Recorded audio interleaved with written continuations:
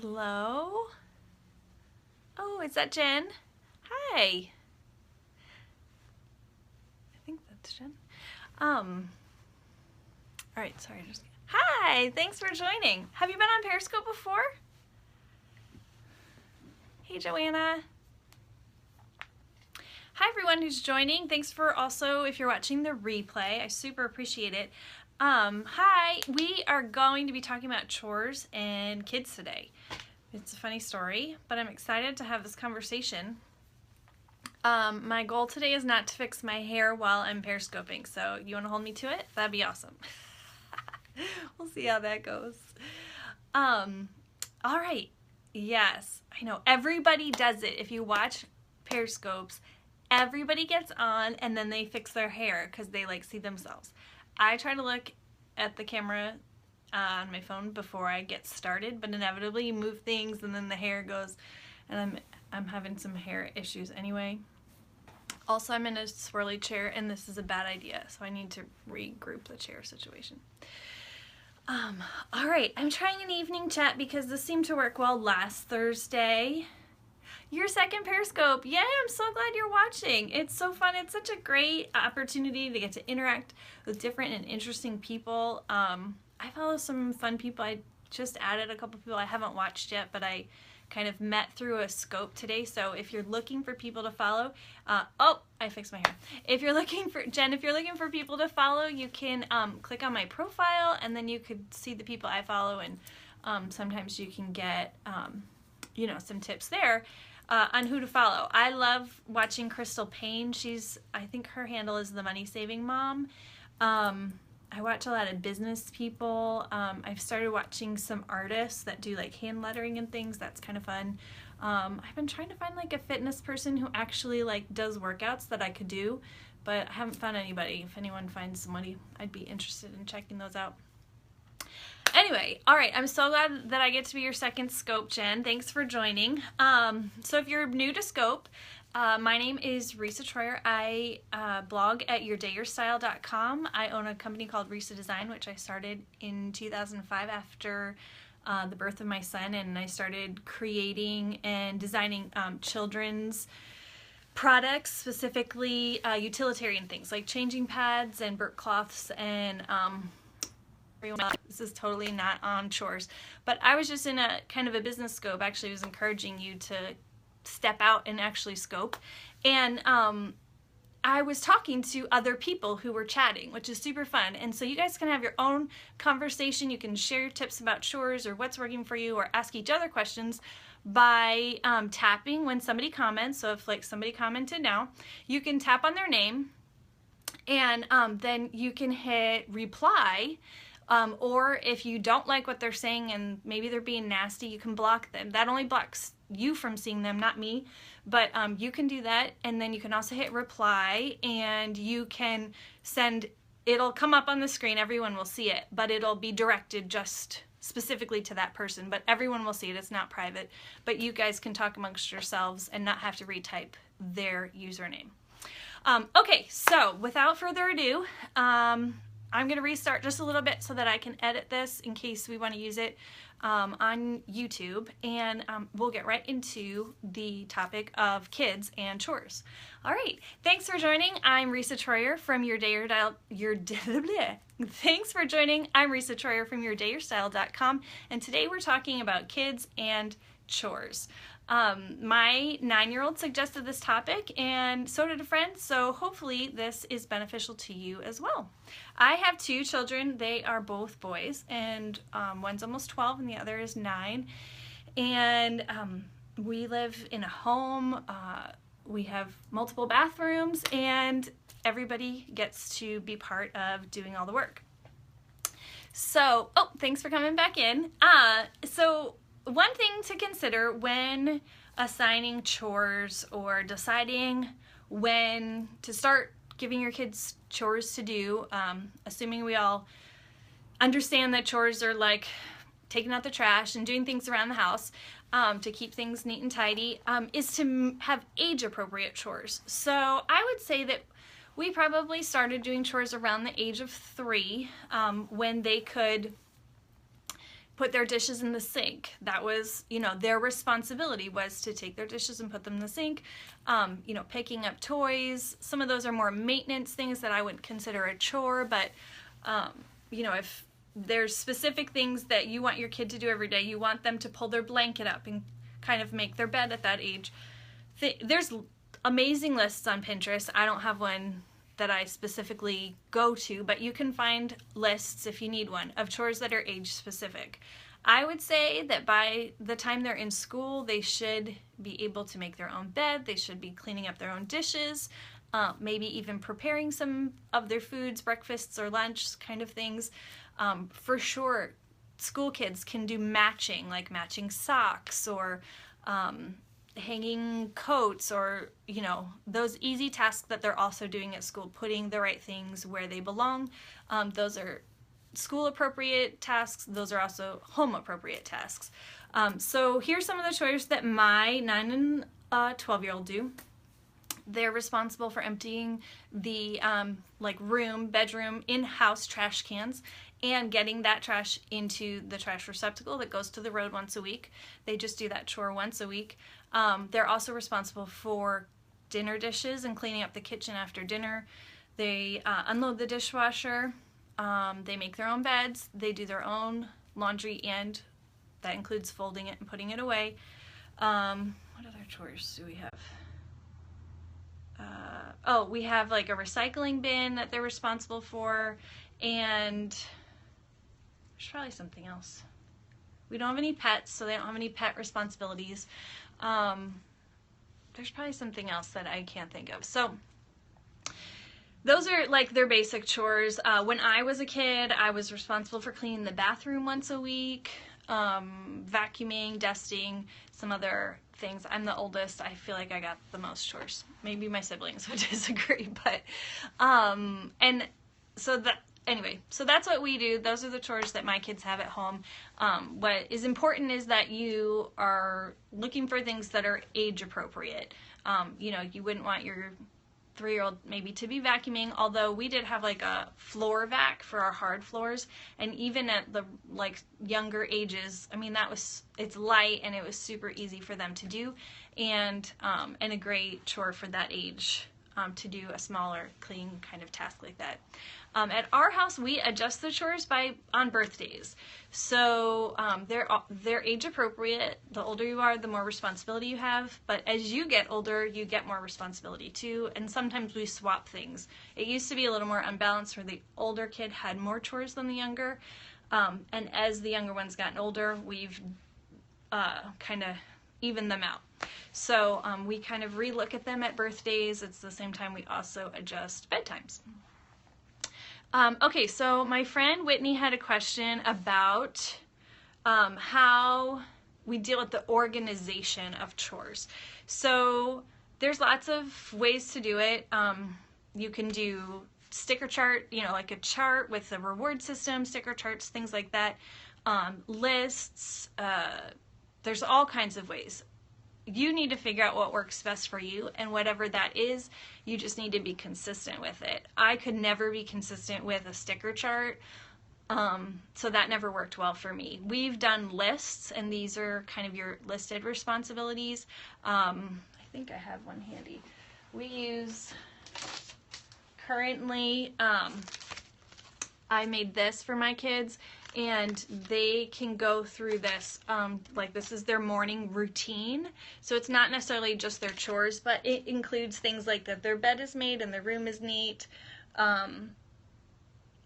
They're ready for lunch, they've made their lunch, they've cleaned up the kitchen after breakfast, and they take care of the trash or the recycling things that need to be emptied from the kitchen before they leave for school. So essentially, they know my expectation is that the kitchen before they leave out the door for the bus, that the kitchen is all cleaned up, because they kind of rule the kitchen in the mornings. So this works for us.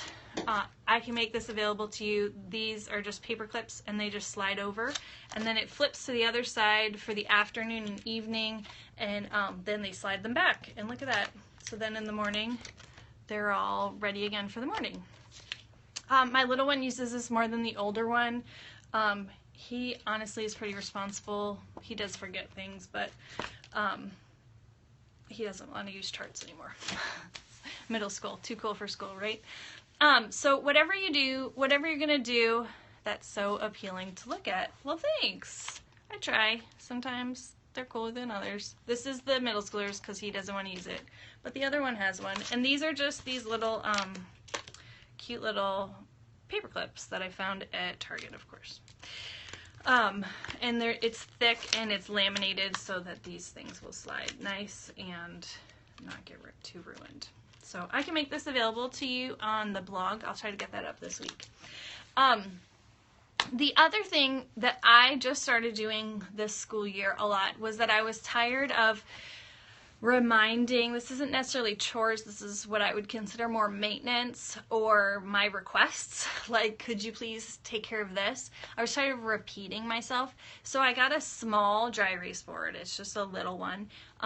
My refrigerator front is not magnetic, but I have an island that is, so it lives there, but when I write things like, I need you to take this food down to the storage area or something like that, if you know, kind of extra things, or even sometimes it's chores like don't forget to empty the recycling, and I'm just tired of repeating them. I started writing them on that dry erase board and I put it on the counter. We have like an island counter, and so that way when they're eating their snack, or if you know, I don't have to keep repeating myself, and they kind of have a list of things that they know they're expected to do. So that's really helped me stop with the verbal reminders constantly, is just to have another way that I can just write it down. They're old enough to be responsible, but they're a little too young to remember multiple tasks. I mean, I forget multiple tasks, so I don't know. I was expecting them to remember. Okay, so my first point was make sure your kids have age-appropriate chores. My second point is that you should use some form of organization, and whatever it is, just be consistent and find the form that works for you. The reason why I feel that chores are important, and maybe Angie, you can chime in on this, is that it teaches our kids that they're part of a family, that there's responsibilities, that we're all on the same team. Hey, Iman.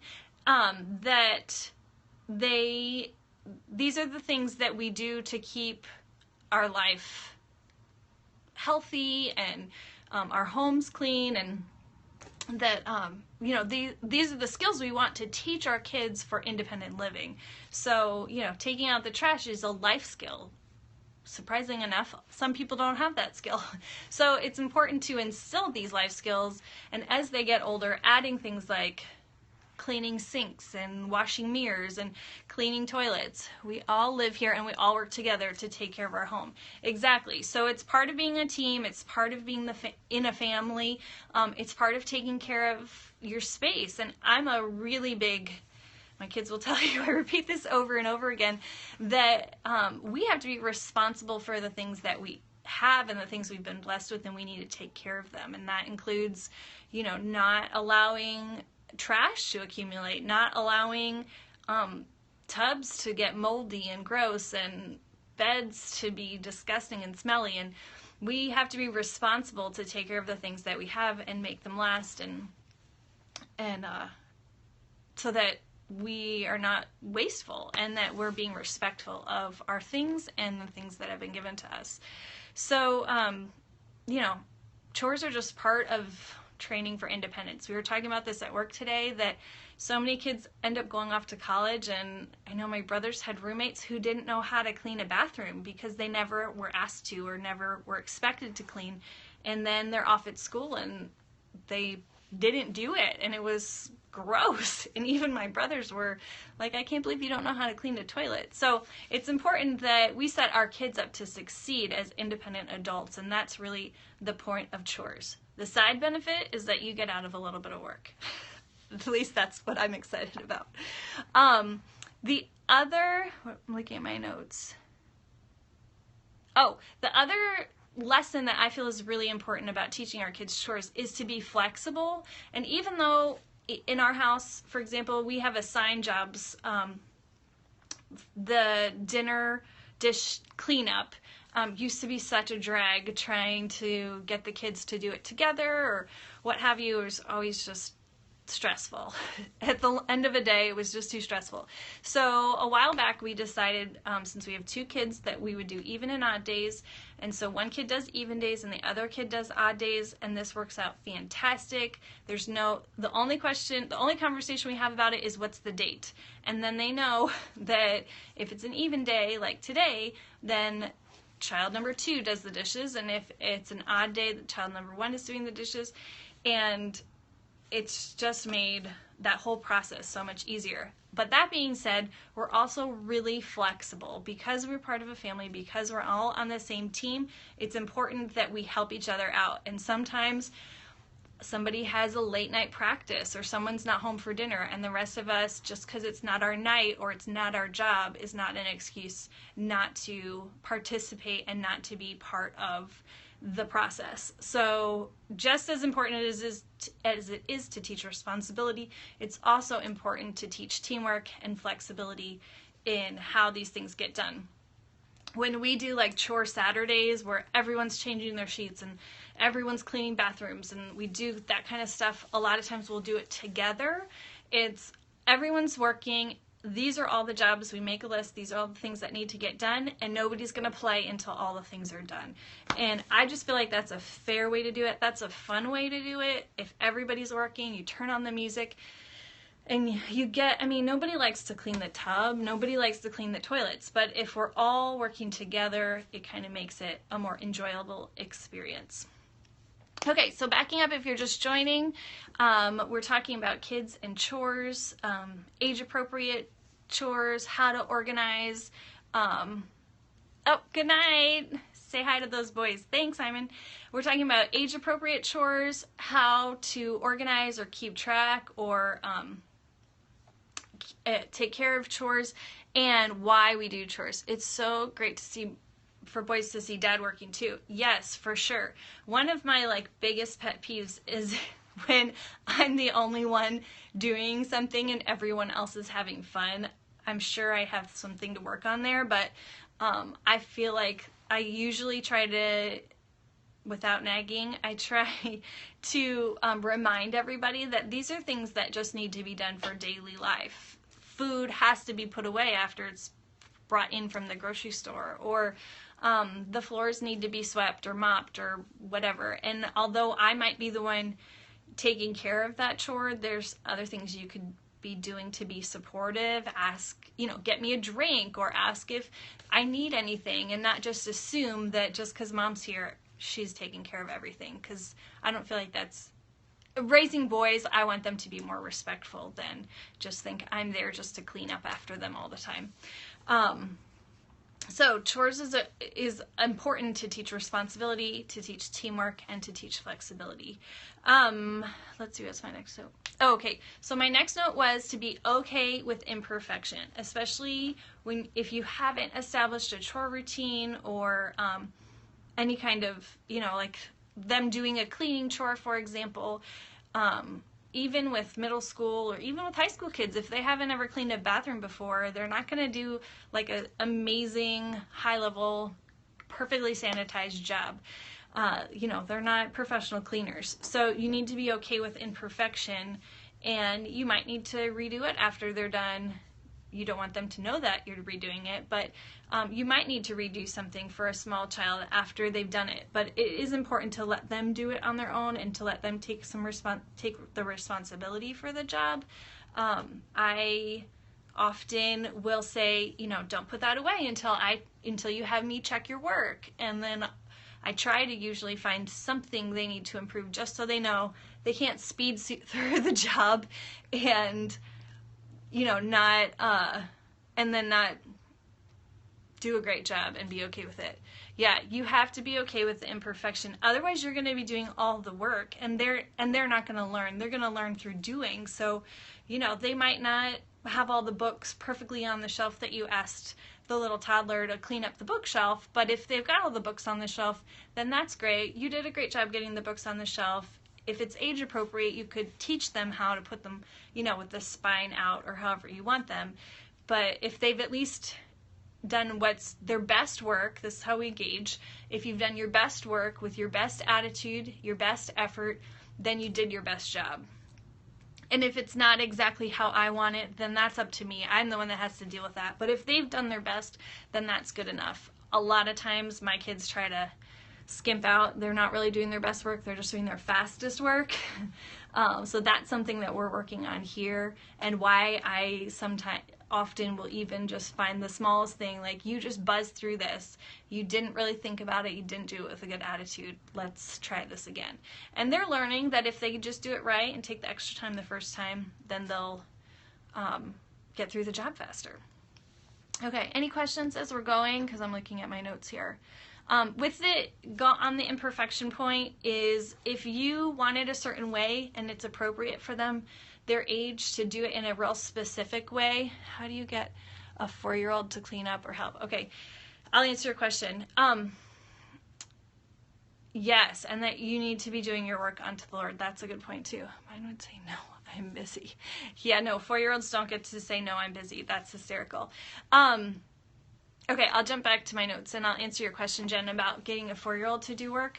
I was taught when my kids were little that if you want them to clean something up, and for example, you just want him to clean up his toys, we're not even talking about like an extra regular assigned job, right? You just want him to like clean up the blocks that he spilled, and they don't want to do it. Well, then you take them by the hand and you walk them to each block, and we pick up the block and we put it away. Pick up the block, put it away. They're not going to want to hold your hand, and they're not going to want to do it that way, but that's how you do it that first time. And then the next time they say no again, they don't want to pick it up again, you do it again. And it takes work on your part. It's not easy, but I promise you it will pay off, because by the third time of you holding their hand and dragging them to each toy that they do not want to pick up and making them pick it up and put it in the bin or whatever, they'll have it down. They'll know that when mom says I need to pick up the blocks, yes, totally worth the tantrum, totally worth the tears, totally worth you having to turn your show off or hang the phone up or whatever you need to do, because it won't take, yes, it's better at 4 than 14. It won't take forever. You just have to push them past and get them some self-discipline there in the midst of tantrums. Yeah, you kind of, I mean, well, my 9-year-old just recently had a tantrum. That's in a store. That's hysterical. I was like, excuse me, that's not okay. Yeah, with the 4-year-old though, you have to do the work, and it's so exhausting, especially with a new baby. It's so hard because you're tired. I get it, totally get it. But I promise you, if you press through and you're consistent and you follow through, then it will totally pay off in the end. It's just like potty training. You just have to like press through and get it done, and now it's done. So the same with getting them to clean up or put their things away. You can do other more serious things like they don't want to clean it up, take it away. We've done the jail box where you don't clean it up, it goes in this box, and then they have to do something nice, or they have to do a job or something to get their toy back. That might be a little bit too long term or too hard for a 4-year-old to handle, but I would do the hand holding, walk around, pick up the things, even if they're screaming, even if they're crying. You know, this is how we take care of it.